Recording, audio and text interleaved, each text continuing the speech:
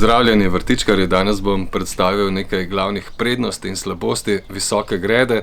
No pa začnimo kar s prednostmi. Ena glavnih prednosti visoke grede je ta, da lahko vrtnine, okrasne rastline, zelišča gojimo na majhnem prostoru oziroma tam, kjer nimamo zemlje, se pravi gojimo na različnih površinah.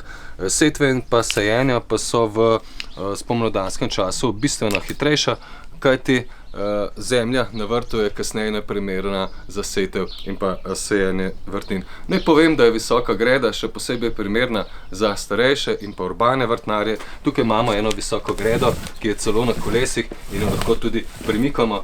To je zelo dobro, kajti na ta način jo lahko premikamo po prostoru, kakor mi želimo. Še nekaj, kolobar na visoki gredi ni pomemben, kajti zemljo lahko menjamo vsakih nekaj let. Pogosto v taki visoki gredi, ki je tudi pravzaprav večja posoda, pa enostavno jo menjamo vsako leto in lahko sejemo in sadimo rastline, ne glede na to, kaj je prej raslo na tej gredi. No, kar se tiče zemlje, naj povem, da uporabimo zemlje, ki so namenske za visoke grede.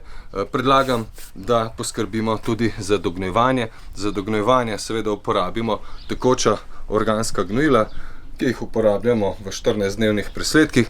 Tam, kjer imamo nekaj visokih gred, pa uporabljamo lahko tudi namenska organska gnojila, ki jih dodajamo bodisi ob dodajanju zemlje kar v samo zemljo, da jo še nekoliko obogatimo. Sama zemlja v visoki gredi ima hranil dovolj za mesec dni, kasneje pa seveda lahko uporabimo za dognojevanje, posebej če imamo več visokih gred, tudi konjski gnoj v pelet. Tako, to je bilo nekaj o prednostih, zdaj predstavim pa še nekaj slabosti. Ena izmed slabosti visoke grede je ta, da je treba še posebej v poletnem času poskrbeti za izdatno zalivanje. Druga slabost, če lahko tako rečemo, pa je tudi, da treba zemljo menjati na nekaj let, jo redno dodajati vsako leto. Z leti pa seveda je treba zamenjati tudi celotno polnilo, če imamo klasično visoko gredo. Nekoliko večji so seveda tudi začetni stroški postavitve visoke grede.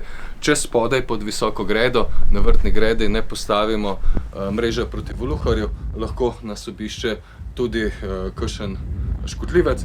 Seveda pa v spomladanskem času, ko začnemo z deli oziroma setvami, sajenji, visoki gredo zmeraj nekoliko pregledamo in preverimo, ali je v visoki gredi kakšna ličinka majskega hrošča ali ne, in potem pričnemo s sajenjem.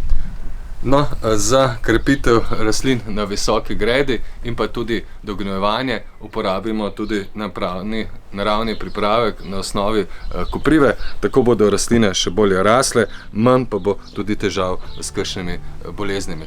Tako, to je bilo vse o prednosti in slabosti visoke grede. Upam, da sem vam pomagal pri vrtnarjenju.